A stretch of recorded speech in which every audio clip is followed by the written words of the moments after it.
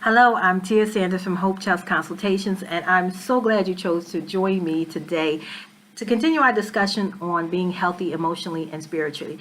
Last week I talked about mental health is not a dirty word. And so I want to continue that dialogue regarding mental health. What is it, and what's the difference between mental health and mental illness?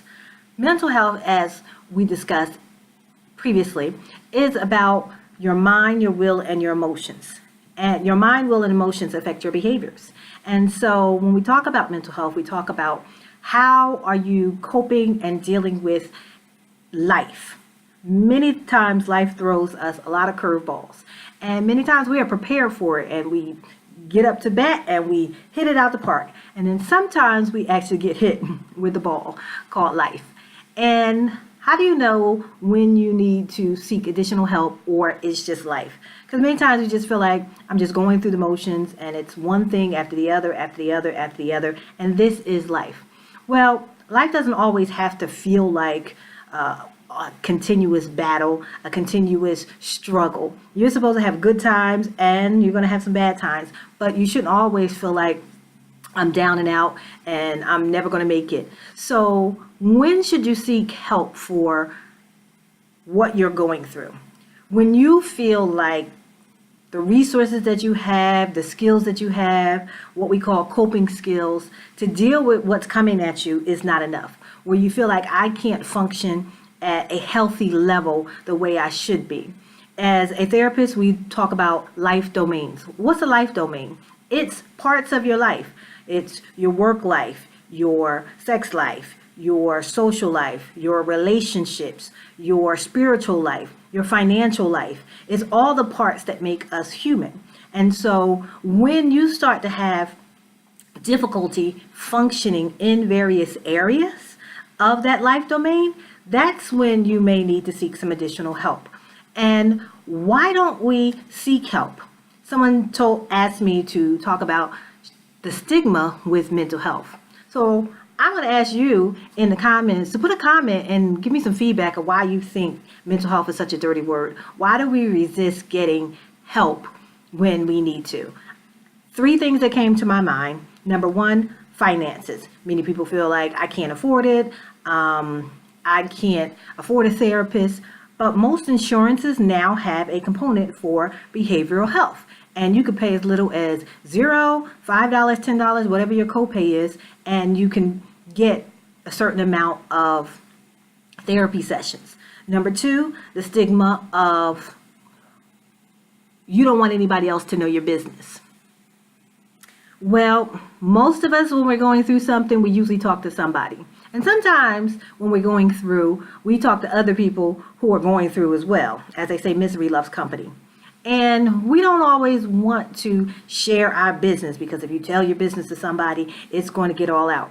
Well, isn't that wonderful that a therapist is legally obligated to keep confidential and to keep your stuff secret? And so, or private, I should say.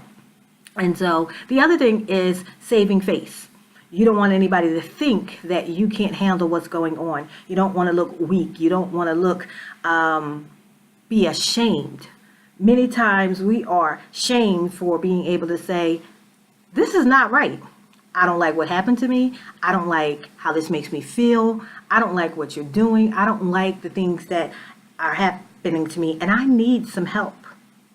So we're not allowed to say that we feel weak. We're not allowed to say that we're angry. We're not allowed to say that we are sad more than just a little bit. We aren't allowed to say that we're worried and we're angry or we're mad at God. That's another one. Many times, if we talk about ministry and people who are in the church, could be any church, any religion, doesn't matter. But many times clients will come to me and they'll talk about being angry with God, but you're not supposed to be angry with God. I said, says who? God already knows how you feel, so why are you lying to yourself? You should just probably just tell him how you feel, or her, or whatever you believe, and deal with it. So I think that those 3 things prevent people from reaching out. But when should you reach out is when you can't cope in certain areas. And sometimes when you're having emotional and physical reactions, that are out of your control. Whether it's severe depression and you physically can't move, can't get up, don't feel motivated, you're always tired, you're always sleepy, you're angry, you're irritable, whether you have ruminating thoughts where you're always anxious, you're always thinking about certain things, there are true mental health diagnoses that are medically based, and you may need to be evaluated. Bipolar, back in the day it was called manic depressive. You may really have some biological things that are going on inside you that you need to deal with, and you may need some medication for, or you need some other way to be able to manage it. So these are honest discussions we need to have with ourselves. Sometimes it's not just physical. Sometimes it's in our emotions. It's in our mind. It's what we think. It's what we feel. It's the thoughts that we say to ourselves, and we repeat them over and over, and they're negative thoughts. And we can't seem to get out of this hole that we dig ourselves in. And so we just feel like this is life. This is what life is supposed to be like for me. And I tell you that that's not the truth. And so you want to make sure that you are your best self, mentally, emotionally, spiritually, physically. Are you living your best life? Are you living the best version of yourself? How satisfied are you with life? And so the tool I'm going to leave with you today is a life satisfaction tool. You can Google it, life satisfaction wheel, and it'll have different life domains on a scale of 1 to 10, and do a self-assessment and say, how am I really dealing with life? How satisfied am I with my family relationships, with my children, how I'm parenting, my career, profession, my personal development, spiritually, my enjoyment? Am I enjoying life, or am I just living life? We weren't created to just exist and to go through the motions and pay bills. We were created to thrive and to function and have a purpose and to fulfill that purpose on this earth. And so I encourage you to do a self-assessment. Look at yourself also physically. How well are you taking care of yourself physically and emotionally? Because many times what's going on in the inside is reflected on the outside. So if you're not taking care of yourself, you're overweight, you're underweight, you're overeating, you're undereating, you're tired, you're exhausted, you just don't feel good. You may need to, number one, go see a real doctor to have a physical. And number two, you may need to do a mental checkup and say, what is going on? Because I know a lot of times when I'm not feeling great, I don't take care of myself as much. But when I'm feeling on top of the world, I'm outside walking, I'm exercising, I'm doing those things. So I have to be conscious about what my body is saying to me. And so, because there goes when the mind goes, the body goes as well. And the last area, you might want to check your finances. If you are overwhelmed with your finances, you are stressed out about your finances, you may go get a financial counselor. So there's lots of different types of resources that you can look into, whether it's a therapist, it's a licensed clinical social worker, a marriage family therapist, a life coach, a financial coach. All of these different professions focus on different areas. Every therapist is not going to be for you.